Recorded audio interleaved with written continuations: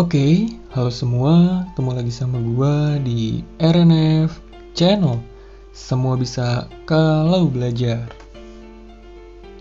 Baik, di video kali ini kita akan masuk ke materi baru dari sistem kendali multivariabel, yakni melakukan konversi terhadap transfer function ke model state space.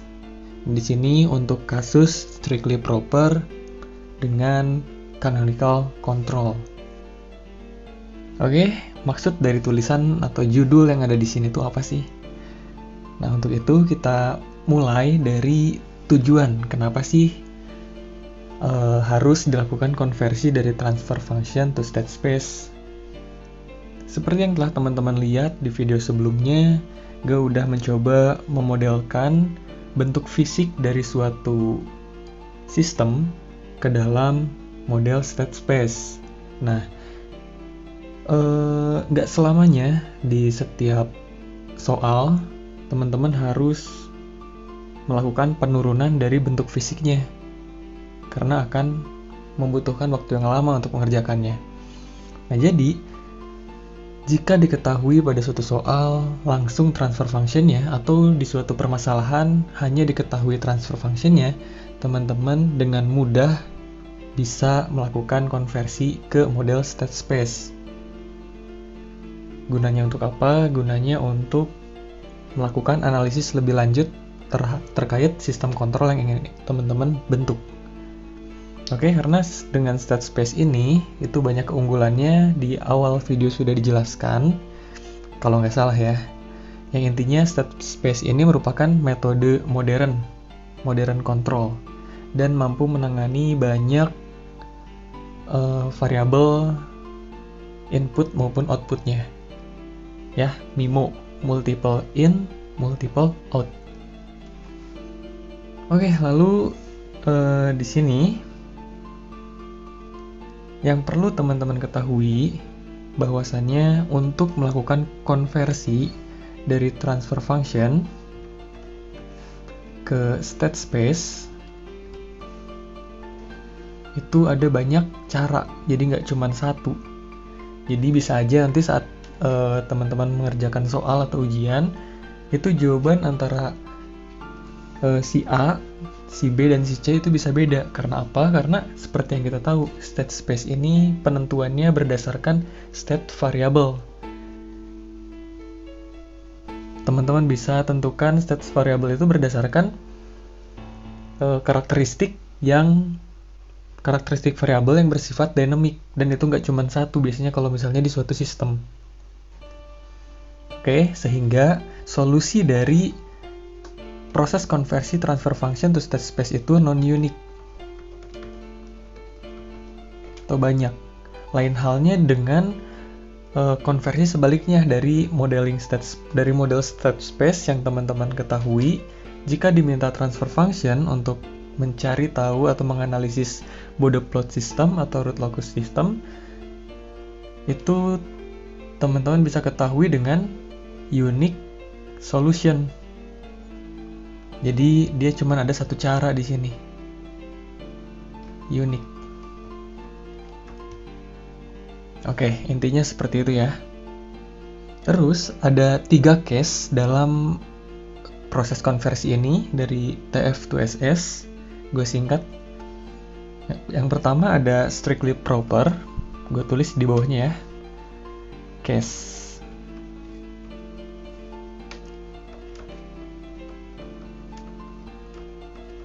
Strictly proper itu if orde pada numerator si transfer function itu kurang dari orde si denumeratornya. Oke, gue tulis di sini ya. If the order of transfer function less than order of denum. Oke. Denumerator. Terus case yang kedua itu proper.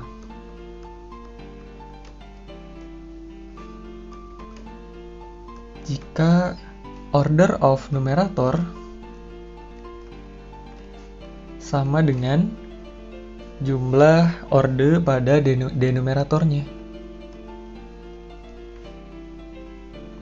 Terus case yang ketiga, itu ketika si order dari numerator lebih besar dari order denumerator.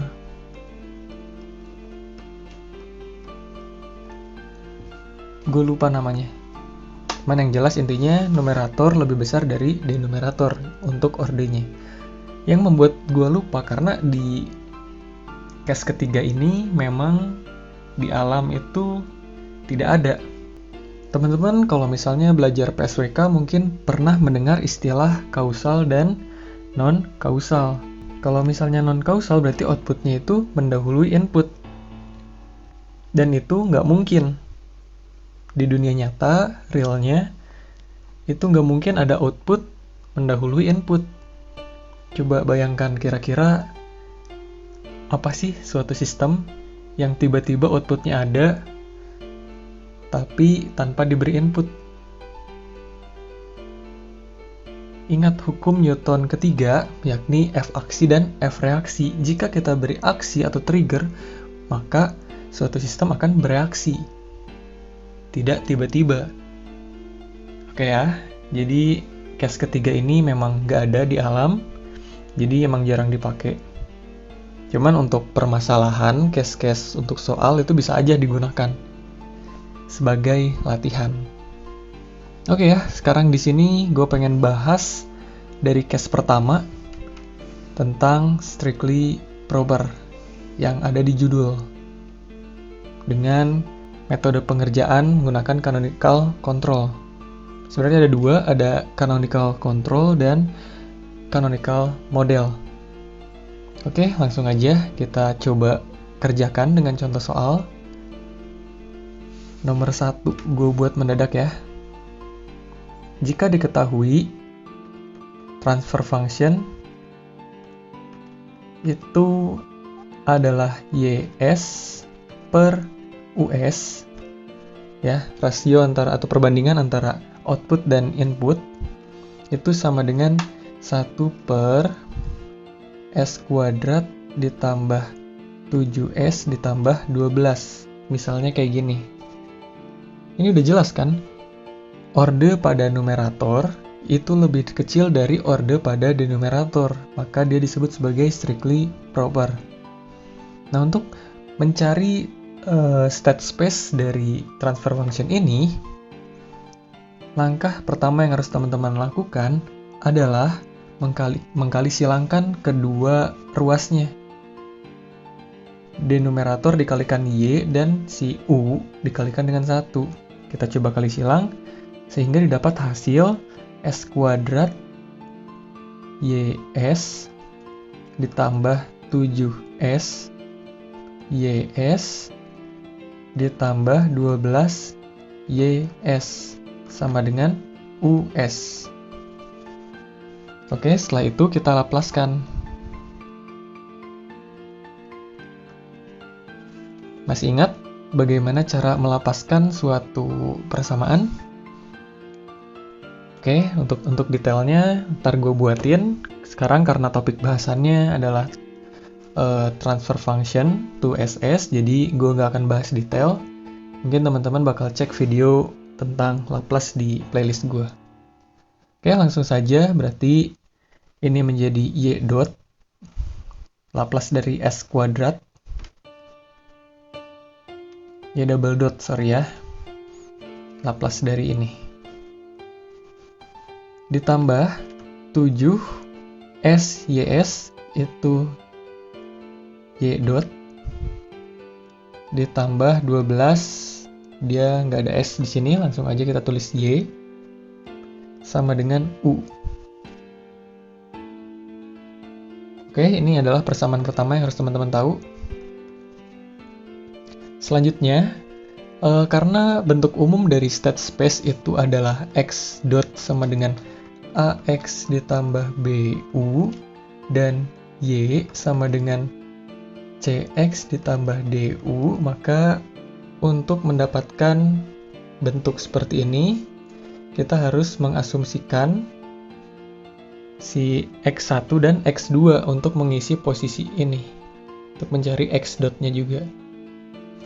Oke, maka gue asumsikan X1 atau state variable satunya itu adalah Y dot.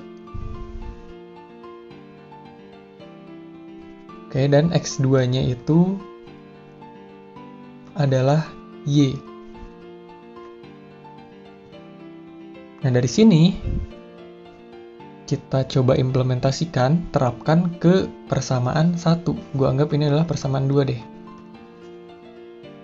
Oke, jadi gue bisa tuliskan di sini implementasi persamaan 2 ke persamaan 1 sehingga menjadi Y double dot itu adalah X1 dot.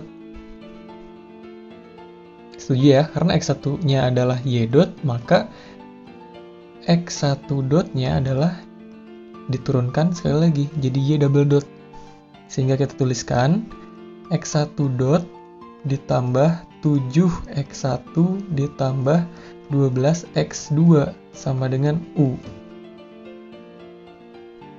Oke, maka X1 dot sama dengan negatif 7X1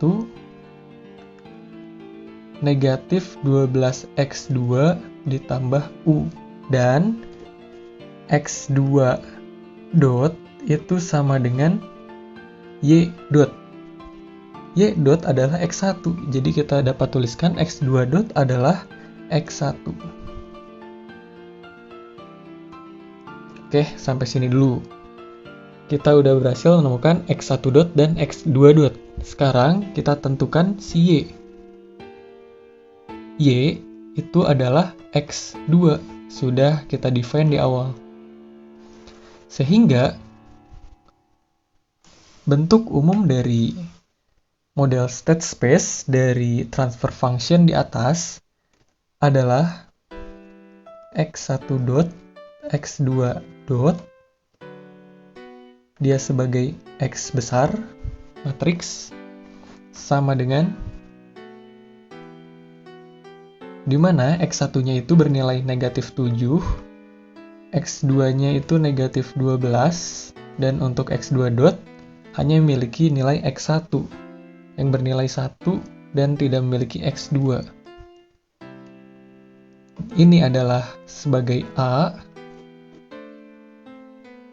X1, ini X2, dikalikan dengan X, ditambah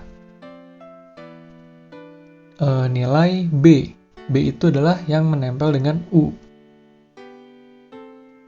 Untuk kasus X1 dot yang nempel sama U adalah angka 1 ya di sini, sehingga kita tulis di sini 1, dan X2 dotnya nggak punya, kita tulis 0.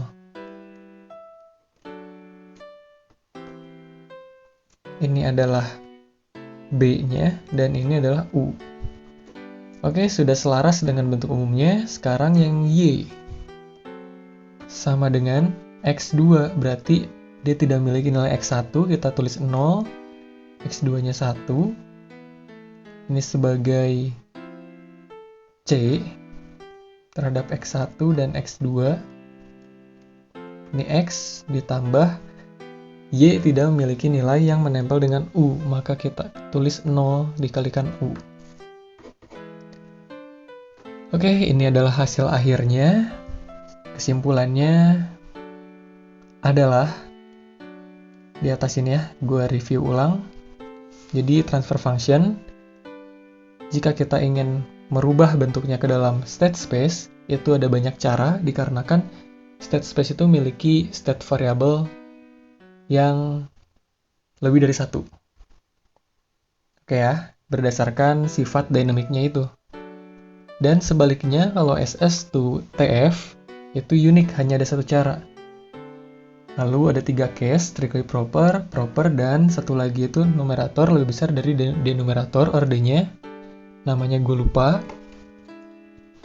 Cuman yang jelas, kondisi strictly proper itu terjadi ketika order dari numerator itu kurang dari orde dari denumerator, dan kalau proper itu sama. Oke. Dan satu lagi untuk proses pengerjaannya, teman-teman jangan lupakan Laplace. Konversi Laplace itu penting. Oke. Dan hasilnya adalah ini. Jika kita lihat, nilai-nilainya itu sangat familiar dengan yang ada di transfer function. Negatif 7, negatif 12,